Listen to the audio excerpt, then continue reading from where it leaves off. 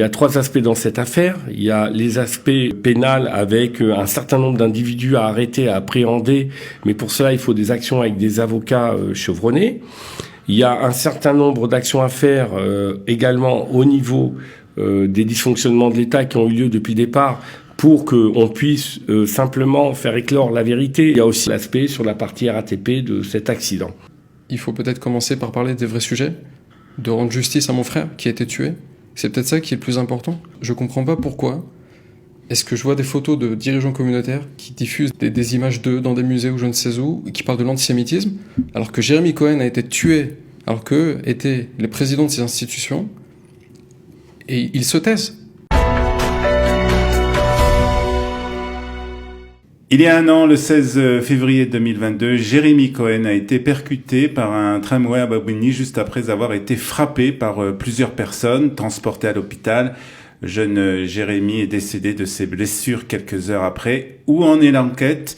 Qu'a fait la police depuis? Et surtout, comment se porte la famille? C'est ce que nous allons essayer de vérifier aujourd'hui avec nos invités, puisque nous sommes très heureux et très émus de recevoir le père de Jérémy Cohen, Gérald Cohen. Bonjour. Bonjour Olivier Garnilly, merci de nous recevoir et vraiment merci à Studio Qualita de nous permettre de venir nous exprimer. Merci d'être avec nous dans le studio. Et puis nous sommes aussi avec Raphaël Cohen, qui est le frère de Jérémy. Raphaël, bonjour. Merci d'être avec nous.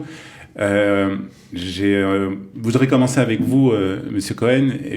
On est juste un an après cette terrible affaire et le décès de Jérémy.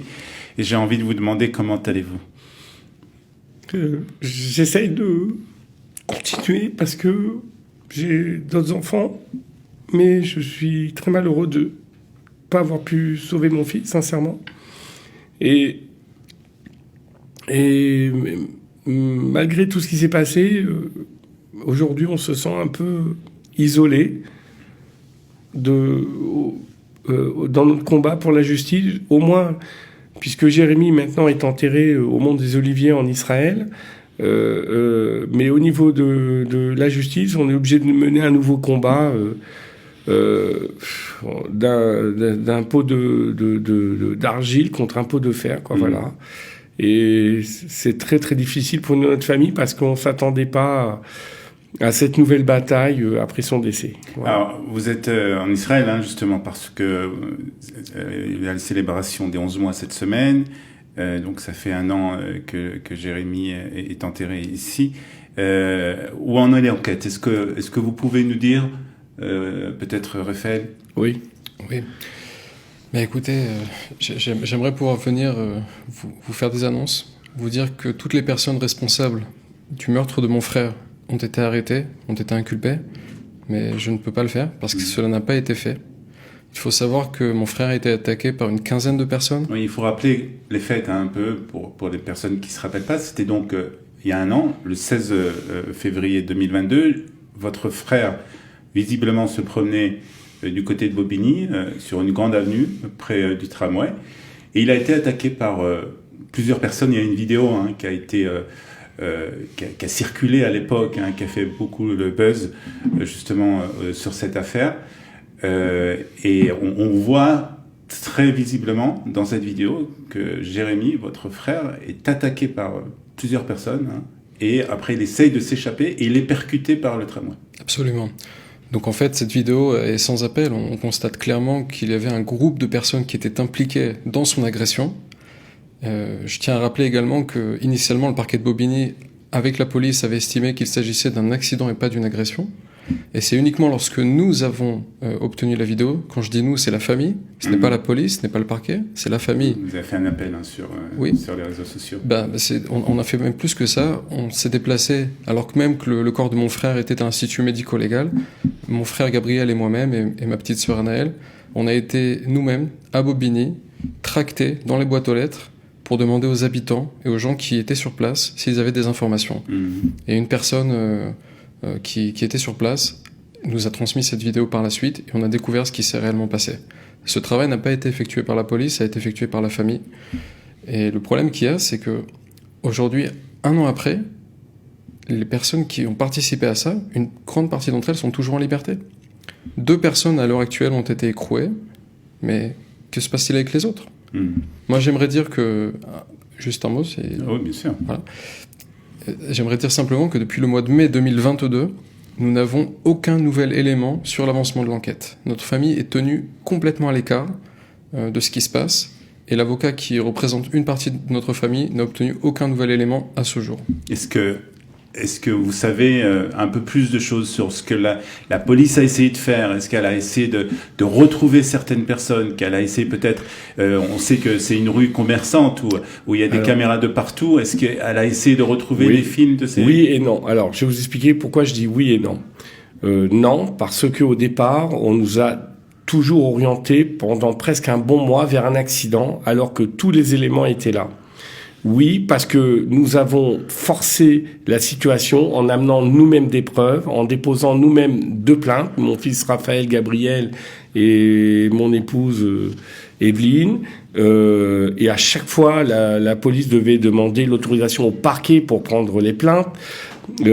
Par contre, par la suite, quand on a voulu encore faire d'autres démarches, quand on a été auprès d'autres administrations de la préfecture, on a eu des rejets, malgré qu'ils étaient au courant de tout. On ne sait pas pourquoi.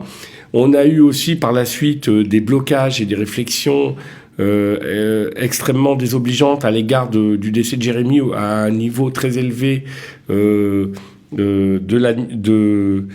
politique de la direction de la France, qui a fait que ma femme a été obligée de faire une conférence pour répondre aux gens qui ont dit des choses désobligeantes à l'égard de notre fils.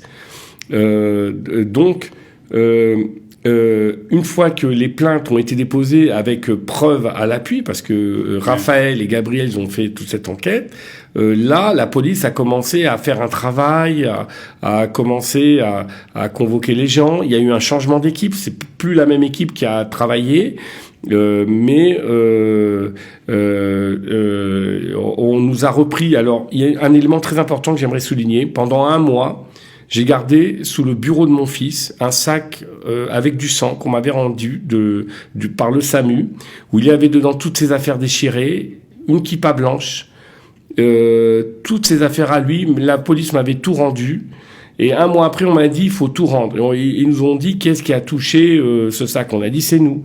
Donc, on est retourné à la police, on a ramené le sac, on a même prélevé l'ADN à moi et à mon épouse, et tout a été mis sous scellé, puisque l'enquête redémarrait comme une enquête, enfin, criminelle. Mais c'était un mois après les faits. Un mois après les faits, le sac est resté un mois sous le bureau de mon fils, décédé dans sa chambre. Et ce sac, avec les affaires qui restent, c'est toujours chez moi à la maison. Voilà. Est-ce que vous savez, Marie-Faible, pourquoi Jérémy était à cet endroit-là à 20h30, c'était à peu près ce 16 février? Est-ce qu'on a des informations sur ça? À notre connaissance, il n'y a pas d'informations particulières. Ce que j'aimerais dire, c'est que mon frère, c'était quelqu'un qui aimait beaucoup se déplacer. Notre famille est originaire du 93, donc en réalité, c'est pas très loin de l'endroit où son décès s'est produit. Ça s'est passé sur une grande avenue, l'avenue Jean Jaurès, une avenue éclairée avec de nombreux commerces. Mon frère d'ailleurs avait fait quelques courses juste avant de se faire agresser.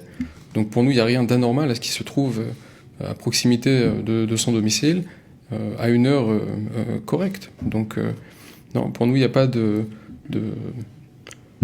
point particulier à ce niveau-là. Oui. Voilà. C'est un endroit où il y a beaucoup de personnes qui se promènent. C'est une rue commerçante et il n'y a aucune raison de ne pas se promener dans cet endroit-là. Mais disons que la seule vraie raison, c'est peut-être qu'il y a des rues ou des endroits où des gens qui sont identifiés comme juifs ne peuvent plus se rendre en France aujourd'hui. Et c'est peut-être ça a peut-être été l'erreur de mon frère, de penser qu'il pouvait se déplacer librement. Il se promenait avec une kippa, Jérémy? Jérémy avait tout le temps sa kippa, mais pas pour les mêmes raisons forcément que tout le monde, parce que lui, il mettait les choses où il se sentait bien. Et cette kippa blanche, il aimait bien, parce qu'il se sentait bien avec. Bien sûr, c'est un enfant qui a été éduqué dans une école juive, avec une éducation juive, avec un chinour juif. Il aimait la Torah, il aimait aller à la synagogue. Il a même été, il a passé son bac ici à la Chava à Tzioni. Son professeur, Monsieur Selam, comment il s'appelle? Le Rav Silam, qui était professeur de physique, quand Jérémy est décédé, a témoigné de ses très très bonnes notes et de son sérieux. Malgré toutes ces difficultés. Donc, voilà. Et Jérémy, il avait une fierté à se balader avec sa kippa blanche parce qu'il aimait bien. C'est comme quelqu'un, il a un beau jean ou une belle chemise, ou voilà. Mais Jérémy, et d'ailleurs, le SAMU a noté dans le rapport qu'il y avait une kippa, et dans le sac qu'on nous a rendu, il y avait une kippa. Et on a la liste des affaires du SAMU où la kippa blanche est mentionnée et elle était sur le sac. D'ailleurs, la kippa a été reprise par la police après pour analyse ADN. Alors aujourd'hui, vous avez, je suppose, comme vous l'avez dit, Raphaël, vous avez essayé d'avoir des informations sur le stade de l'enquête, où ça en était, s'il y avait eu d'autres arrestations, s'il y avait eu d'autres investigations qui avaient été faites. Et pour le moment, vous vous confrontez à un mur, en fait? Oui, parce que on a deux difficultés. Pour moi, peut-être que il y a une autre manière de voir les choses, mais pour moi, ce que je vois aujourd'hui, c'est qu'on a notre difficulté de manière familiale, parce que il y a trois aspects dans cette affaire. Il y a les aspects pénals avec un certain nombre d'individus à arrêter, à appréhender, mais pour cela, il faut des actions avec des avocats chevronnés. Il y a un certain nombre d'actions à faire également au niveau des dysfonctionnements de l'État qui ont eu lieu depuis le départ pour qu'on puisse simplement faire éclore la vérité et savoir exactement ce qui s'est passé. Et il y a aussi un aspect qu'on n'a pas vérifié également, l'aspect sur la partie RATP de cet accident. Et donc il faut plusieurs équipes d'avocats. Ça fait 1 an qu'on essaie de lutter. On a eu des avocats qui sont venus au départ avec nous à la lumière de ce drame et qui étaient contents de venir avec nous dans les studios de télé et ailleurs, mais qui par la suite, pour différentes raisons, ne sont pas restés avec nous. Donc aujourd'hui, on est dans une situation où on a un manque cruel d'avocats. La première raison, pour moi, elle est financière. Et la seconde, des fois, il y a aussi des désaccords familiales, parce que des fois, on nous explique que telle action, on ne doit pas le faire. Nous, ce qu'on veut, c'est la vérité. Et puis, il y a des gens qui nous disent non, ça c'est trop. Ben, on dit non, notre fils a été massacré, notre fils a été tué, et on veut que la vérité soit faite conformément à la loi et au code pénal. Et donc, aujourd'hui, on a créé une association, justement, pour simplement avoir le minimum, je dis bien le minimum, pour éventuellement, si on y arrive, avoir les fonds nécessaires pour simplement rendre justice à Jérémy. Voilà. Vous avez essayé, Raphaël, peut-être de contacter les autorités, les responsables communautaires en France, que ce soit le FSJU, que ce soit le CRIF. Absolument. Est-ce que vous avez essayé d'avoir peut-être leur aide aussi de ce côté-là? Tout à fait. D'abord, j'aimerais dire que cette affaire, c'est une affaire de notoriété publique. C'est une affaire qui a reçu une très grande couverture médiatique à l'échelle nationale en France. Il y a 1 an. Voilà. Donc c'était une chose qui était connue. Nous, à ce moment-là, on n'a pas constaté un réel soutien pour faire face à cette situation. Et ce qui m'a vraiment étonné, c'est que par la suite également, on s'est retrouvé vraiment livré à nous-mêmes. Plus récemment, j'ai mes parents qui ont rencontré la direction du CRIF. Et la seule chose qu'on leur a proposé, c'est de rencontrer des psychologues.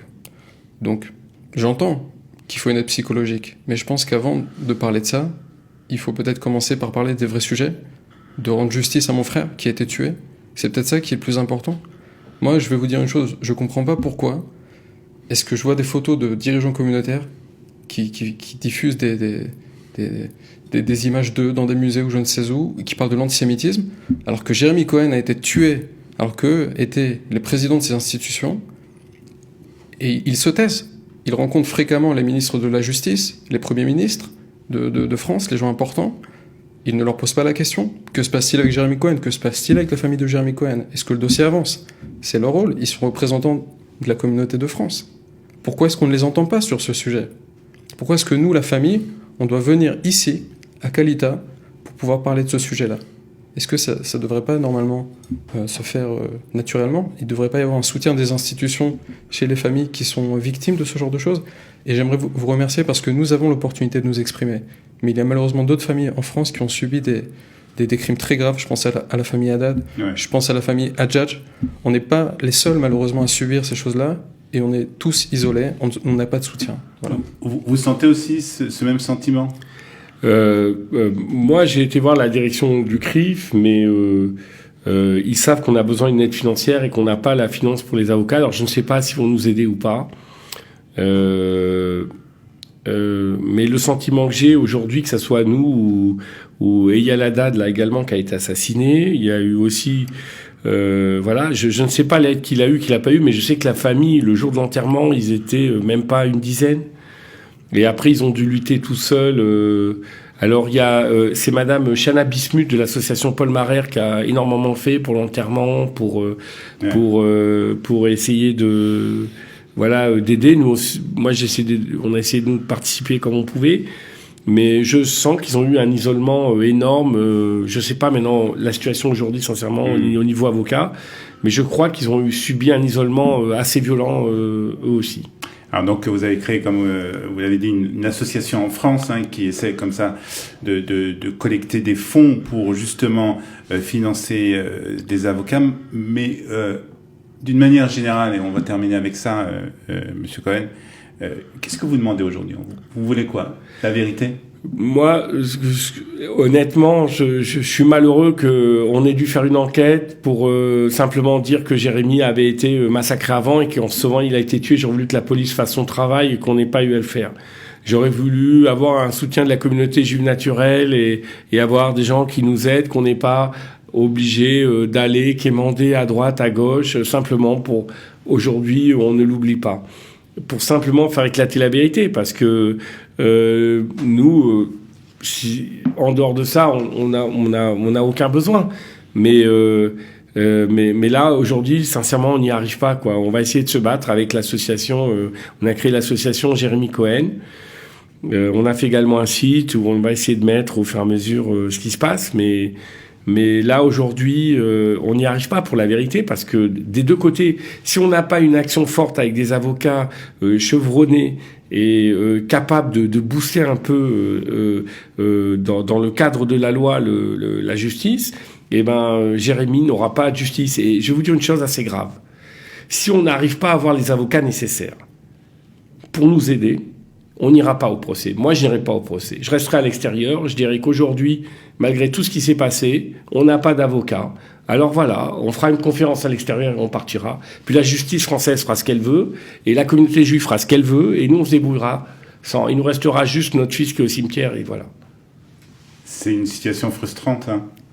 C'est une situation difficile, mais je pense qu'on va y arriver. Je pense qu'il y a des gens qui veulent nous aider. Si Hachem veut le décider. Il y a des gens dans la communauté qui sont avec nous. Lorsqu'on était au Mont des Oliviers il y a quelques jours, on était avec plus d'une dizaine de personnes qui nous ont accompagnés. Il y a des gens qui depuis le début sont avec nous, comme Madame Shana Bismuth qui nous soutient, mais d'autres également. Donc je pense qu'il y aura une réussite à la fin de tout ça. En tout cas, vous êtes bien entendu toujours les bienvenus, et on sera très heureux d'avoir des éléments nouveaux concernant justement la progression de cette enquête. Et on va vous souhaiter bien entendu beaucoup de courage encore. Merci Olivier. Et si on a vraiment quelque chose d'important nouveauté, la priorité sera toujours donnée à Radio Kalita, qui est dans notre cœur également. Beaucoup de courage pour vous et pour toute votre famille, et merci beaucoup d'avoir Merci à vous, merci Olivier, aujourd'hui. merci à vous de m'avoir permis d'être venu. Merci. Au revoir.